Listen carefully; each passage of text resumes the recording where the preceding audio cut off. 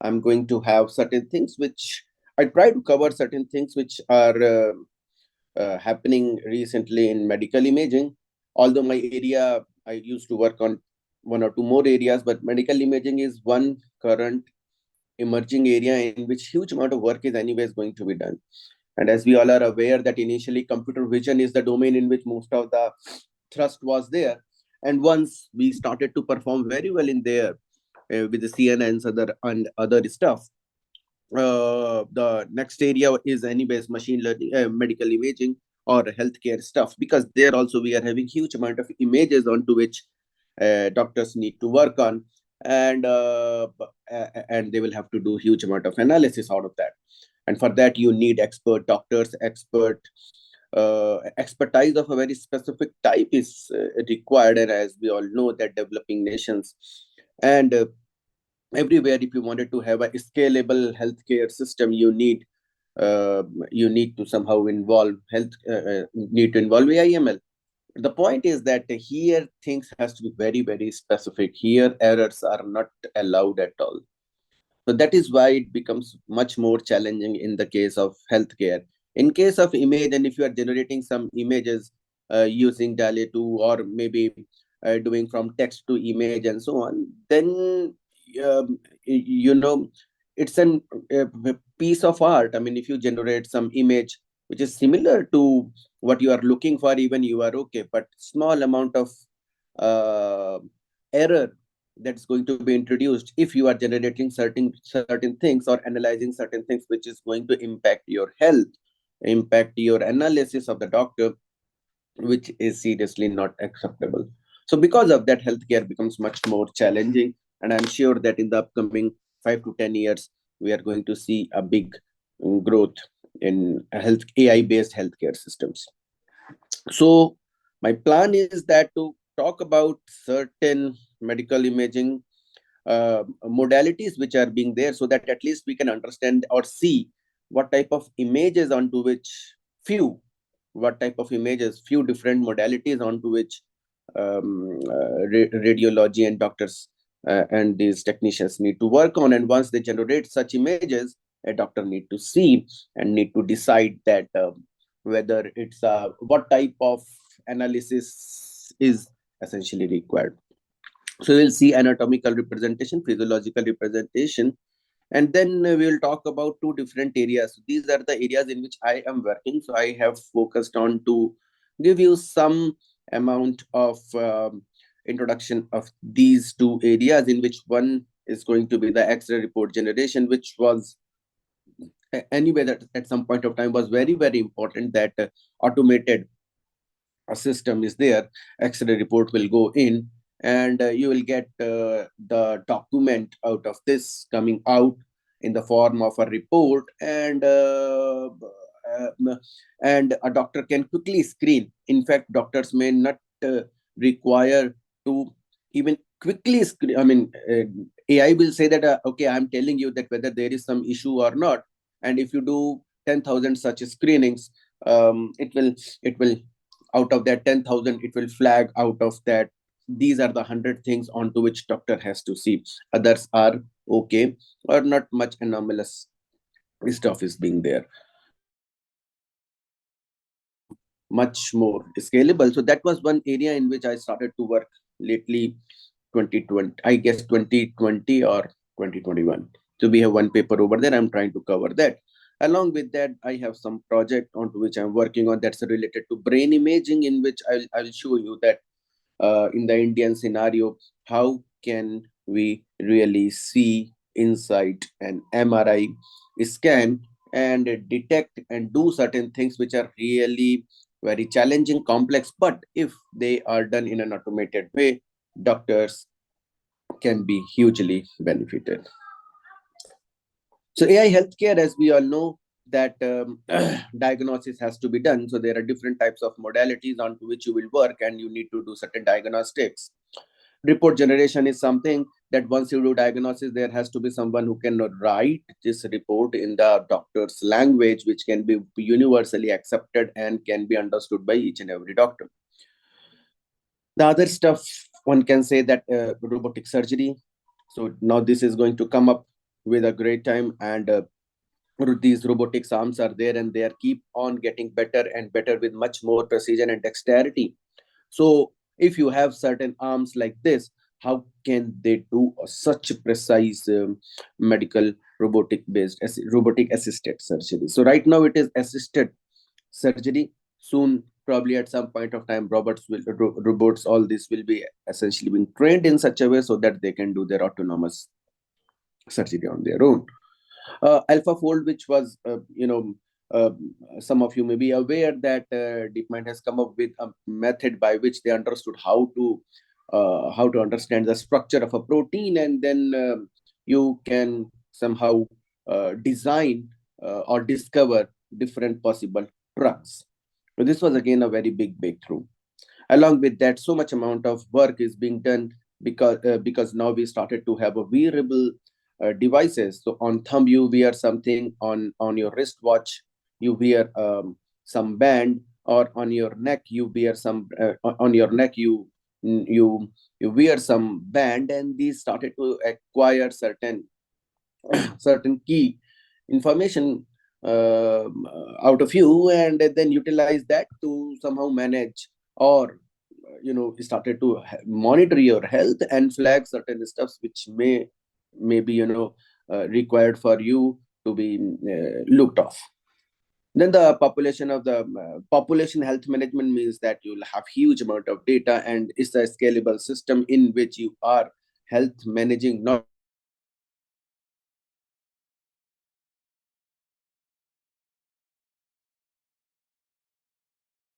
surroundings, your neighbors, you somehow manage that stuff.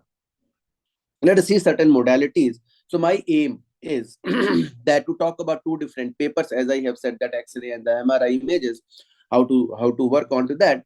But before that, I'm going to show you certain modalities, and then we will talk about at least two different deep learning techniques in very brief, that why and how they can be utilized and why they should have to be utilized to do a certain stuff.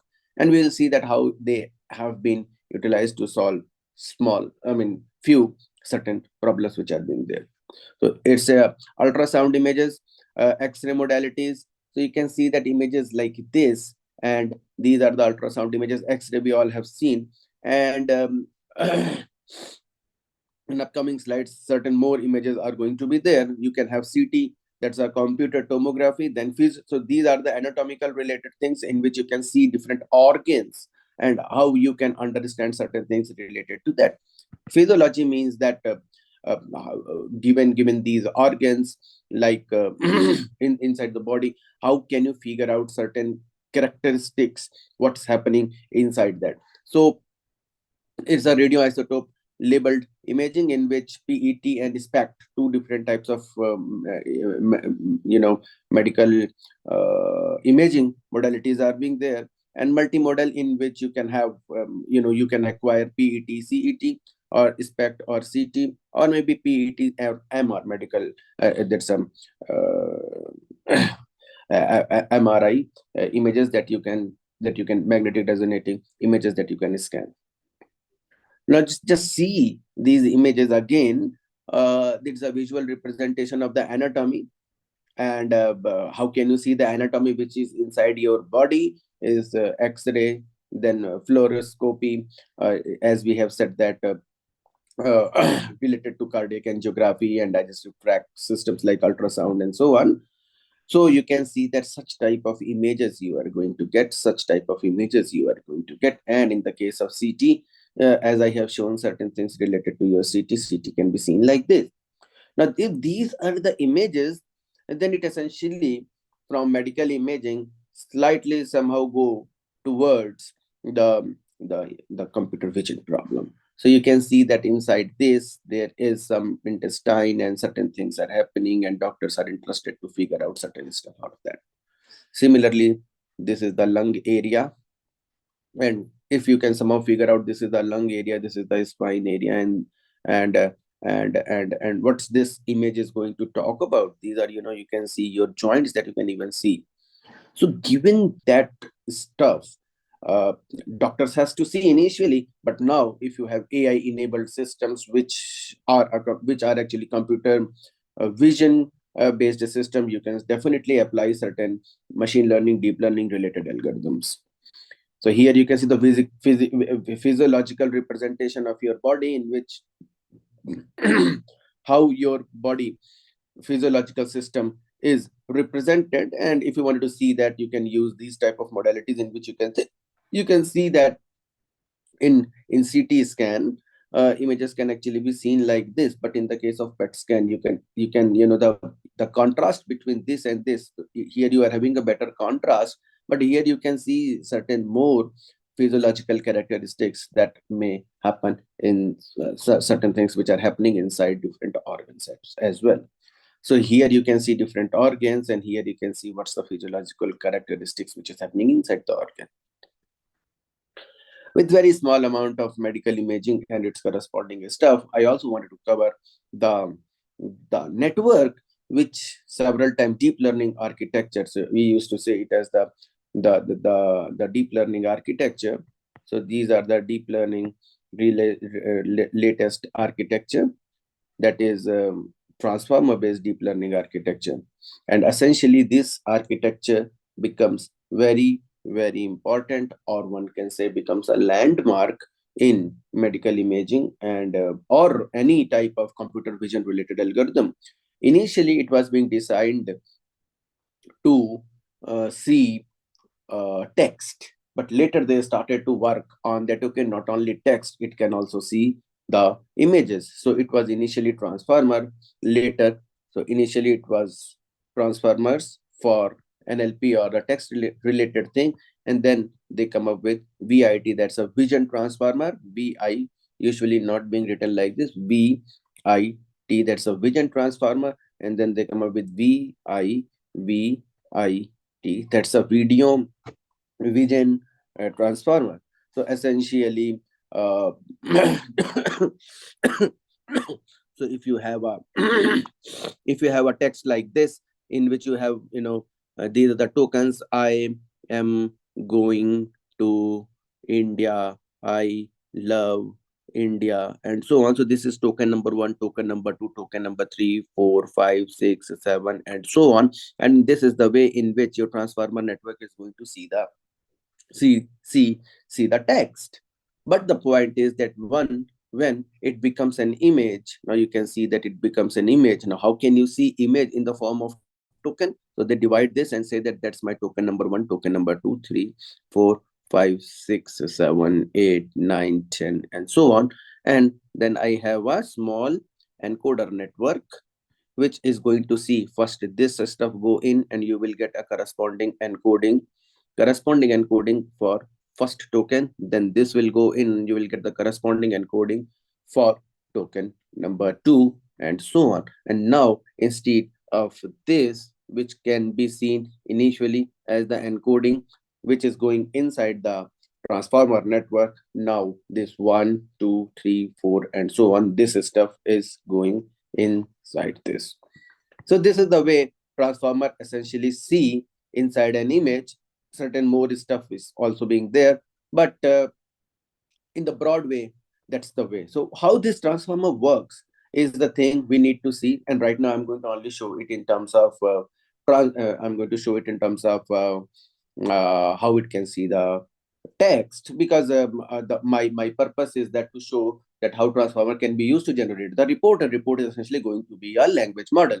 So here you can see that this is the encoder network, this is the decoder network, and then you have certain input which is going in, and then you compute the input embedding the way I have shown, because input is going to be I am going. English can't be seen by any neural network, so it has to be converted into the some encoding, which is a 512 dimensional, 112 dimensional, and so on. So embedding network is going to be there, embedding layer is going to be there, and input is converted into the embedding layer. Then the positional encoding will also come, which is also going to just only going to tell that this is a location one, location two, location three, location four. So what's the location, and the corresponding location is being converted into some embedding, which is going to tell that, oh, that's a time series, because essentially language is a time series. Whatever I'm speaking, that is being interpreted as the the sentence, and each sentence is having a very specific uh, language representation. If I say I am going and going am I, both of them are not same. There is a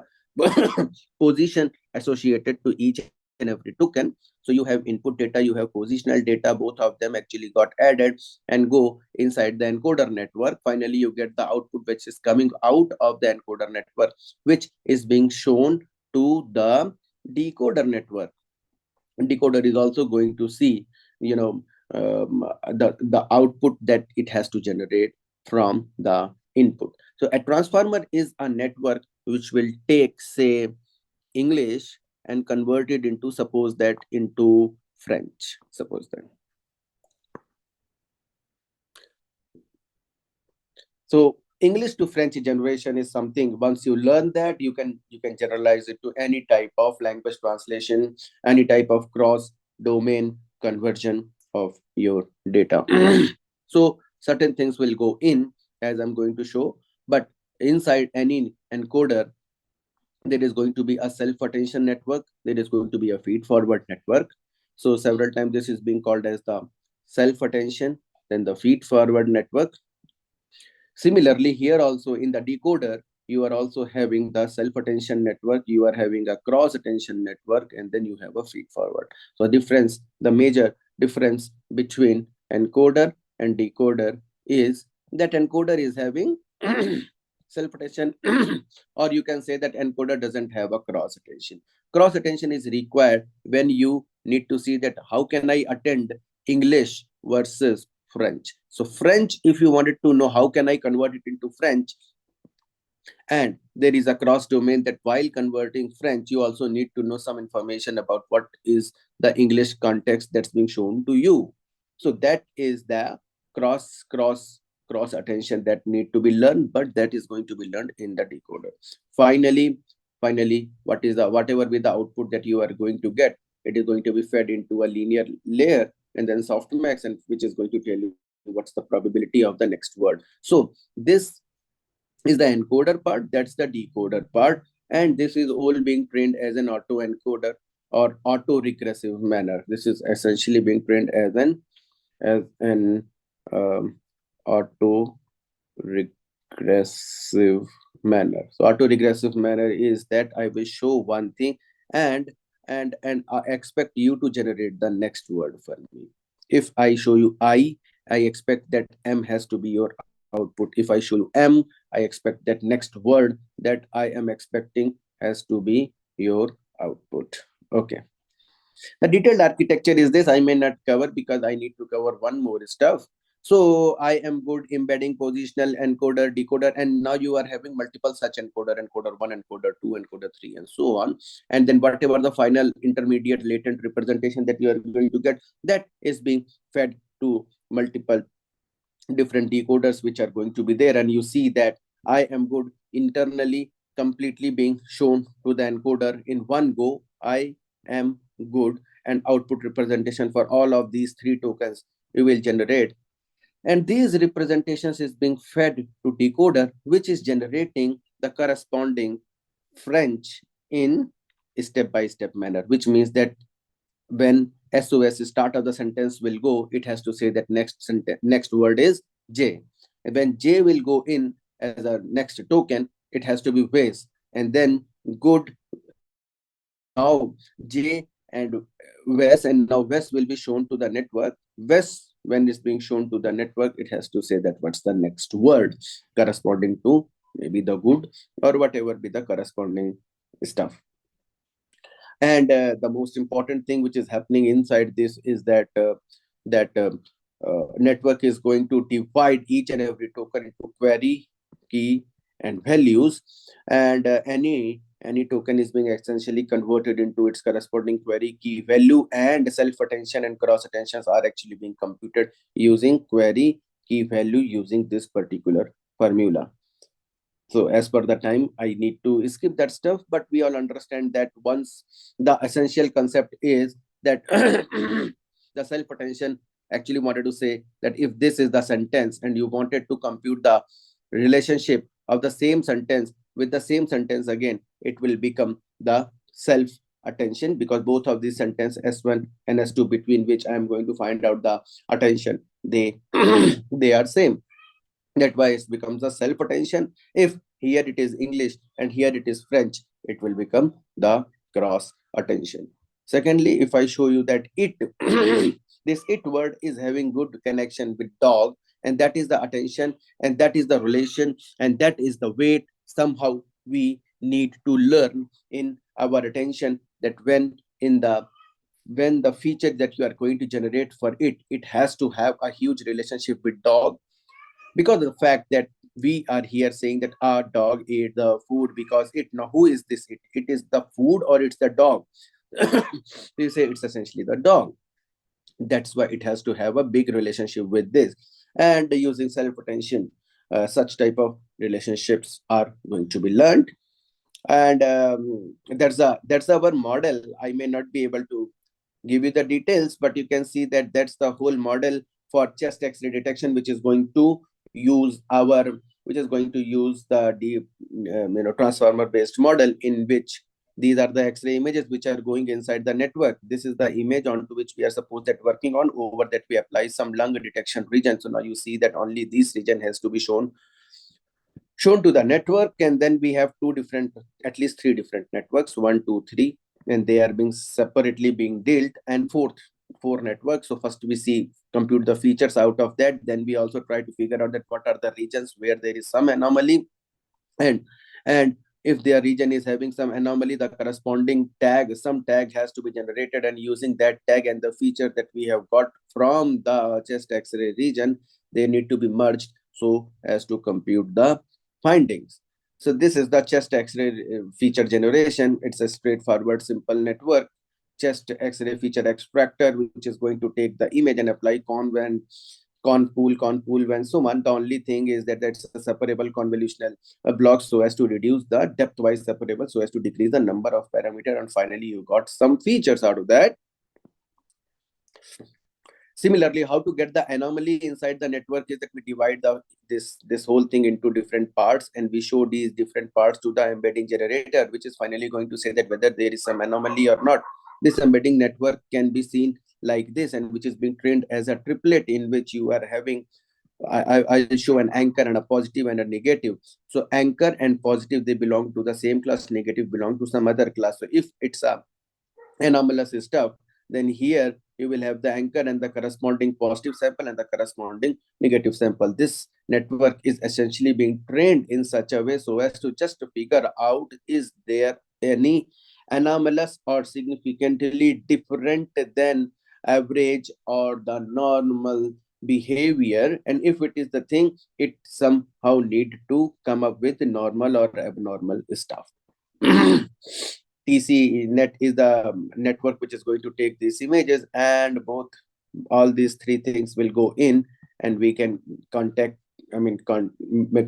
all of them and merge them so as to get the final tags, as I have said. And if I show you again, this will go, and then I take this and this and this three networks, it's going to give me the tag and the feature that I wanted to get from the chest X-ray is being merged, and finally RGNet is going to generate the impression, or this essentially the language model over here.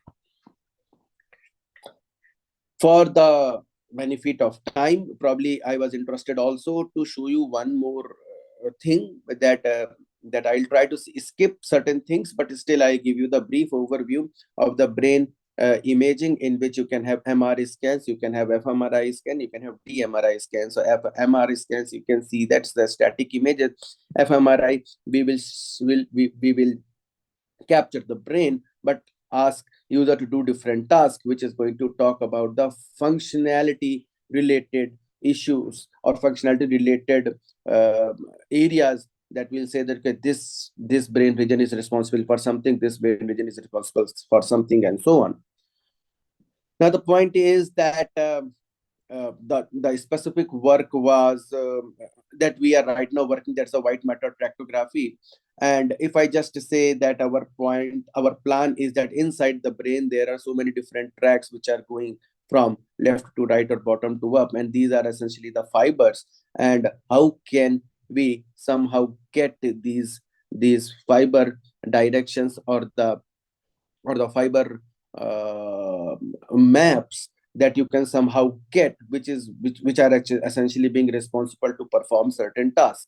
So for that, we have actually utilized the reinforcement learning. You can see that there is supervised learning, there is unsupervised learning, there are RL, and out of that there are deep learning based algorithms. So deep learning based algorithms, supervised, unsupervised, and RL, all of them are going to have certain algorithms which are deep learning based, and there are so many other algorithms which are not deep learning based. In the case of RL, instead of having a corresponding token for each and every X, here it is missing. For every X or the input data, we do not have any token.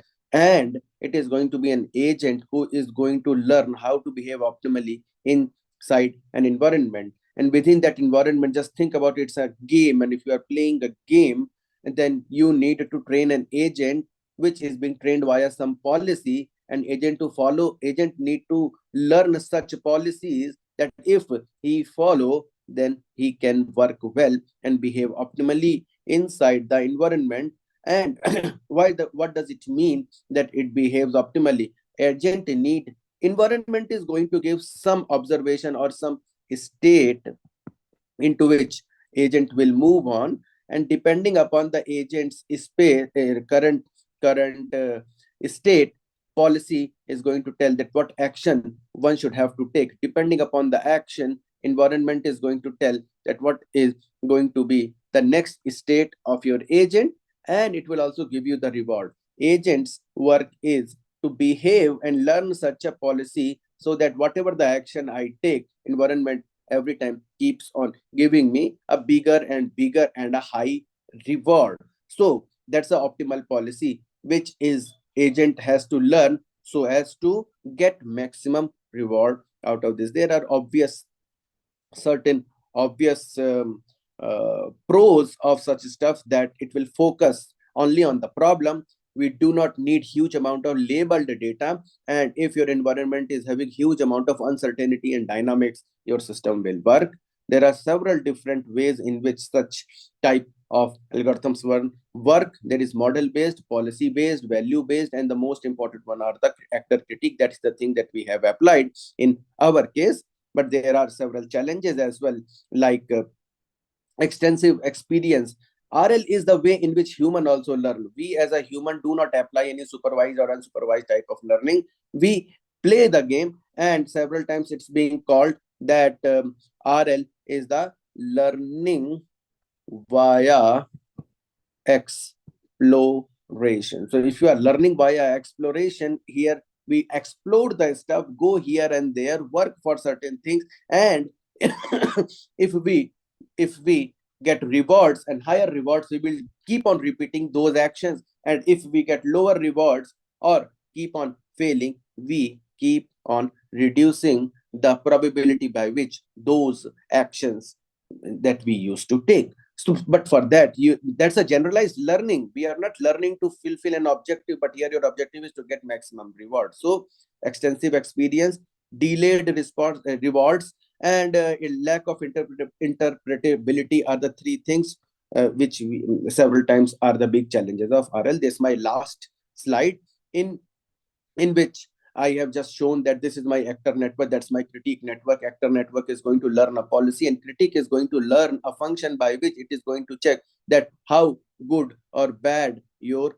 policy is. And you keep on working on actor and critique, so that actor started to work in such a way so that it started to get a policy which is very good in the eyes, or the loss function as being suitably set for critics. So if critics say your policy is good, actor keep on trying to learn such policies which are very good in terms of this critique network. And with that, probably we started to generate this deep learning related tracks. These are some of the references. This is my few papers that we have published.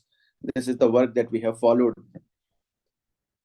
Finally, I'm done. That's a final slide in which if you wanted to learn more about deep learning, there is my channel. If you just go and write deep learning at IIT Mandi in YouTube, you are going to get my channel, in which you will see deep learning for all at IIT Mandi, in which you can have transformer lectures, RL lectures, any deep learning related stuff. If you are interested, just go and visit my channel. There are more than 170 videos and full length videos. My lecture recordings, they may not be adapted for the YouTube stuff, but they are just, I was teaching in the class and we have recorded. If you are interested, please go and visit. I'm done. Thank you very much for your kind attention. Thanks. Thank you so much, sir. That was truly full of knowledge and insightful. I would encourage if you all have any questions to ask. Good morning, Dr. Aditya. This is Meenu Khurana from Chatkara, and we are really grateful that in spite of your bad health and bad throat, you could, manage to spare some valuable time for this. So definitely, this was a great session, and we are already, working in these areas. How to refine it, and the reinforcement learning definitely is a area where we need. Whichever work is being done is still less, and we need to further focus on the challenges. Though I was about to ask the challenges, but you have already focused in your presentation that what are the challenges that we are facing in the reinforcement learning. But one major thing, that is still in the field of machine learning and AI, the data in the healthcare, there is always a challenge in having the data sets. I mean, we cannot have a massive data sets of all the images, that we can get.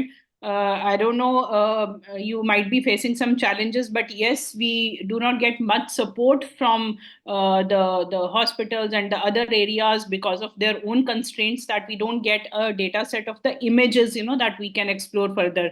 So probably if you can help us out in telling us that what can be the different sources for the data set for this medical images.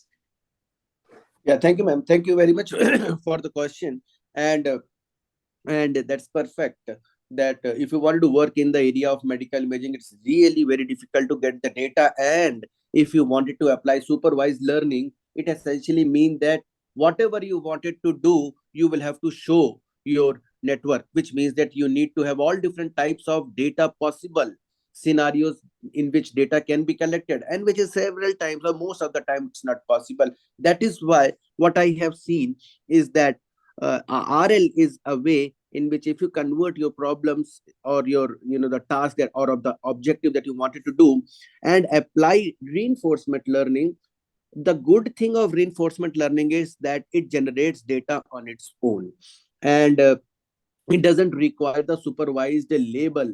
So with that, we can at least have some amount of data and then keep on applying episodic learning onto that and can show it to multiple times. But as you have said that even for that, we have very small amount of data. Doctor will say that I'm going to give you abnormal data, but that is only of say 5 patients or 10 patients. So that becomes a big challenge. But what I have seen is that we need to have good connections and collaborations with at least I'm here, so I used to contact AIMS Bilaspur and PGI Chandigarh. So these are the two places. If we can get their doctors time and can work with them and show some progress, they become slightly interested because they are also trying to get the AI related good solutions. So they will help. But as you have said that if you wanted to work, RL type of solutions I felt are better than supervised learning.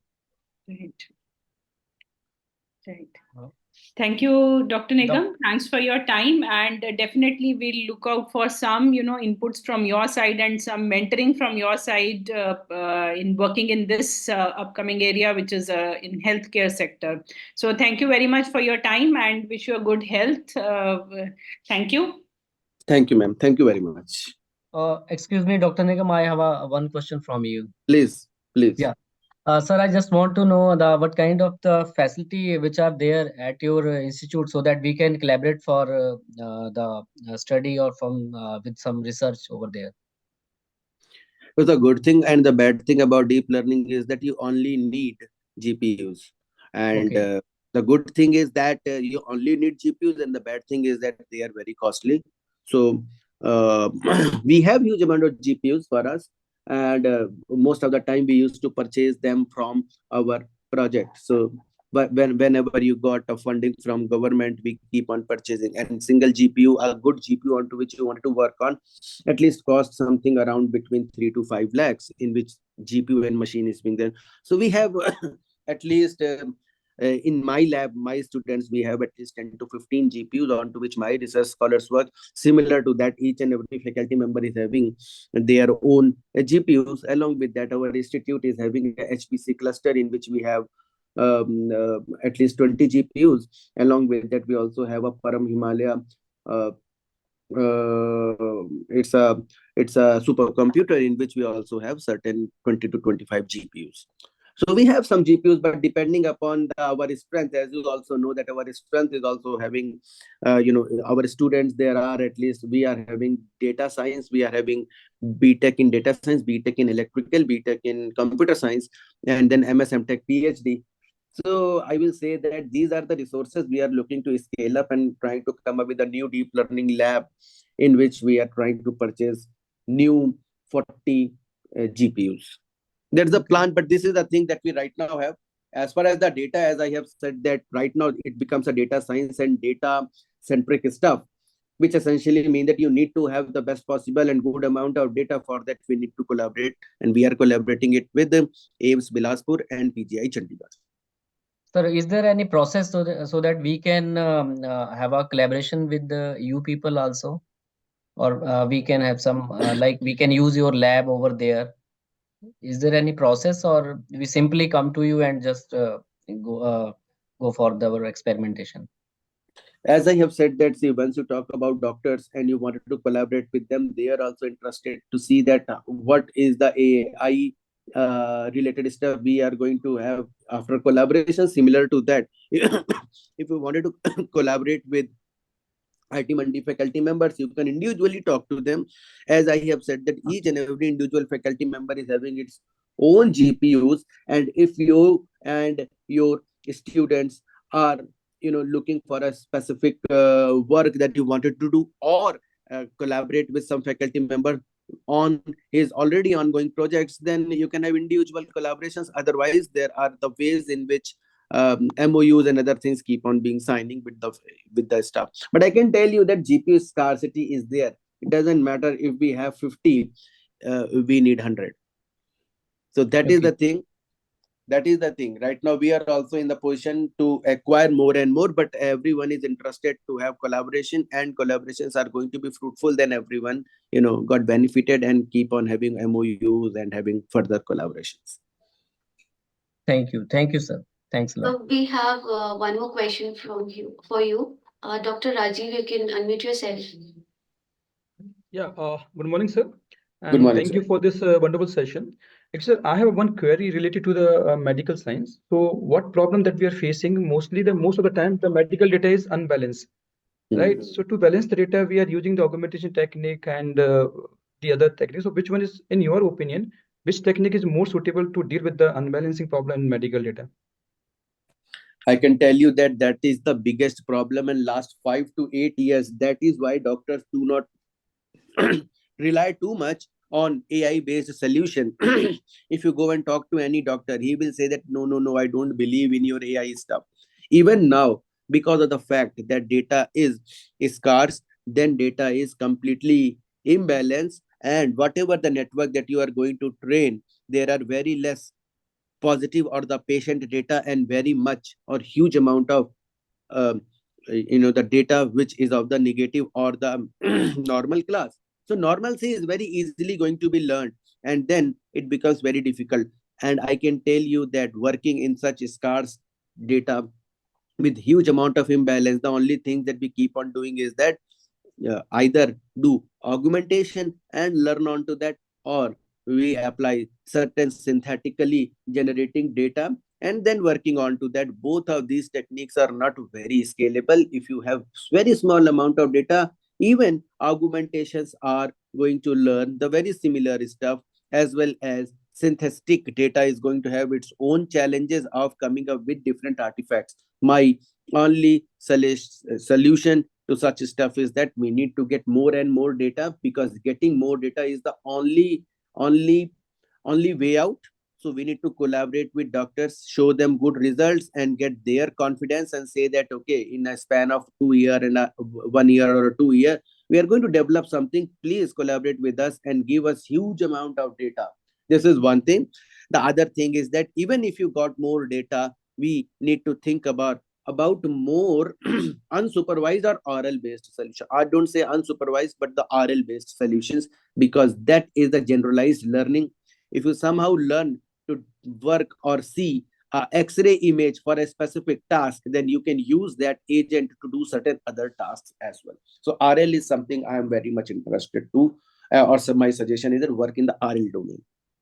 Okay, sir. Cyclic gain can be used for the cyclic gain is also, or GANs and other things can be used. As I have said, that these GANs and this synthetic stuff, this is again trying to learn a distribution by which it's going to generate the data for you, but you will generate the very similar type of data that you have shown to the network. These GANs are really giants. They need huge amount of paired and unpaired data. So in that way, I am telling you that even if you have very small amount of data, generation itself require huge amount of data, and that's a paradox. You want more data for your training, and then you use some generative algorithms need even more amount of data, so it becomes a paradox. So you will learn the normalcy. okay? Thank you very much, sir. Thank you. Yes, okay. Hello, sir. Good morning. Good morning. Sir, this is Dr. Arun. It was really a wonderful session. So I have a curiosity. Do we need any ethical consent from the patient to conduct Yes. such kind of study? Yeah, thank you very much, sir. This is a really most important question, that if you are working with any doctor, if you are working with any medical center, you first have to sign the MOU, get their consent, and only after that you can use their data. And it's their responsibility that when they are giving you the data, you need to ask it clearly that okay, whether you have taken the consent, because these doctors never give you data until and unless they have the ethical clearance. For ethical clearance for any AIMS or PGI, there is a committee, and they used to give that data after anonymization, because it is a big issue or can be seen as a crime. You can't use this data for your publication or even for any work at all. So this is a serious issue. If you wanted to work, first get the consent from the medical unit, and this medical unit is going to give you the ethical clearance. Thank you very much. This is a very important stuff. Thank you, sir. Thank you so much. Are there any other questions? Yes, ma'am. Okay. Good morning, sir. Yeah.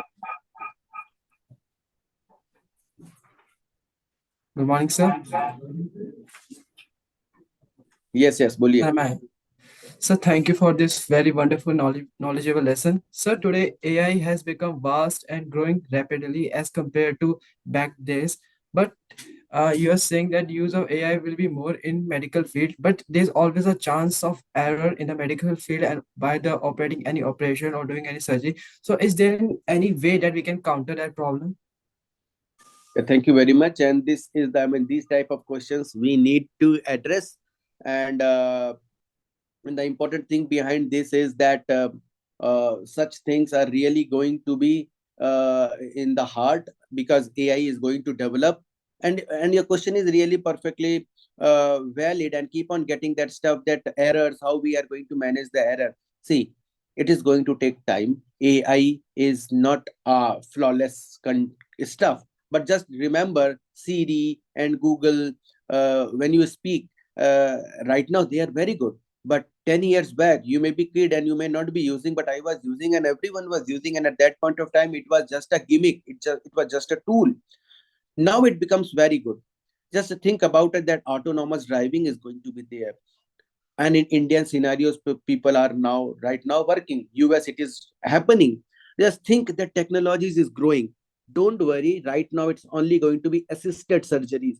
But as I have said, errors are going to be reduced. Those are the challenges.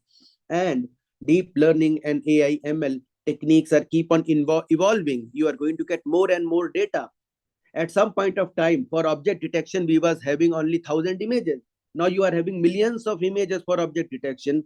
Soon you will see that medical domain, you are going to get data sets of size of millions and so on. And deep learning techniques are going to be there. So as I have said, the data is right now the key. Algorithms, we have got very good algorithms, and GPUs, they are now very fast. I am sure that in the upcoming time, in order to reduce the error, you need to see more. You need to get more experience. How can you get more experience? With huge amount of data. So it's going to happen maybe in next 5 years. Thank you very much, sir. Okay. Good morning, sir. Is there any other question? I would like to discuss one point with sir. Yes. Good morning, sir. This is Dr. Jagriti Sani. And your Yes, talk was really very wonderful, and I have gone through several interesting aspects through it. I would like to discuss one point here because I have also worked with the dataset from PGI Chandigarh, and what difficulties I observed at that time, if you can find some solution for that. Actually, one discussion that we have done is it is always imbalanced data set that we get from the real world, especially in the medical domain. And finding accuracy to that kind of data set is always a challenge. And one point you said that in order to get more and more data sets from the medical domain, definitely we need to get doctors in confidence first so that they would like to work with us in the long run. But without providing them relevant accuracy, it is difficult to get them in the confidence. And again, one more thing I have experienced is the people who were in collaboration, they were looking forward to get a mathematical equation by the end of the model building so that they could trust on what we have designed. But the trouble with a medical data set is we generally have non-linear data sets in hand. And developing an equation by the end of model for a non-linear data set is not a simple thing, or most of the time it is really not possible. So how you would suggest to deal with these issues?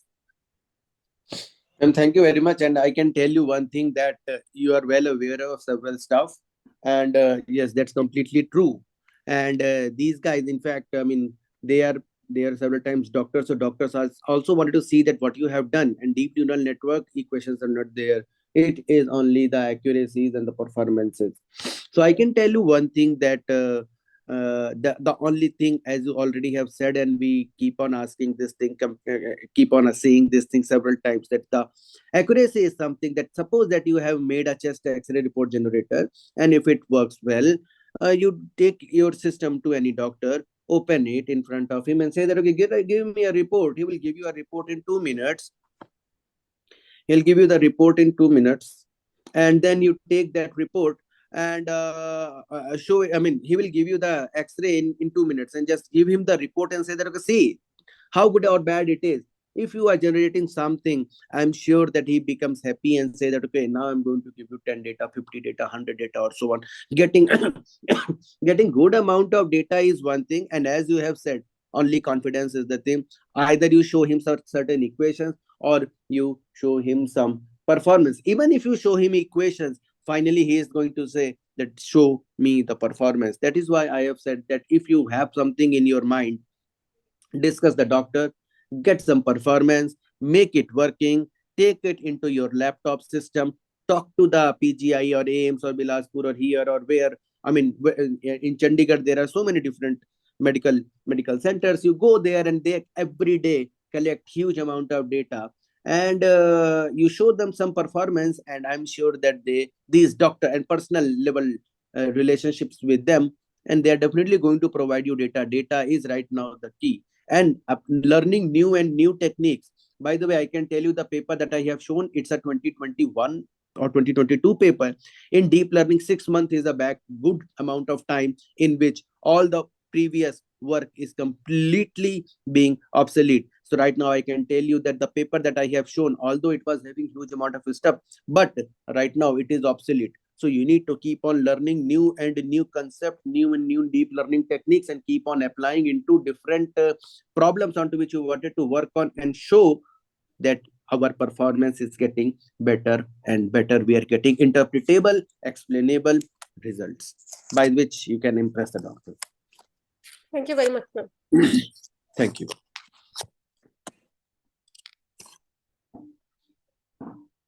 Is there any other question? Okay, so I believe there's no question. Okay. So thank you once again, sir, for joining us and giving us your valuable time, your precious time, and answering every question that was asked from you. Thank you so much, sir. Thank you, madam. Thank you very much. Thank you all. Bye. So with this, we'll next move on to our technical sessions. And I would request all the coordinators to join the breakout rooms. Thank you.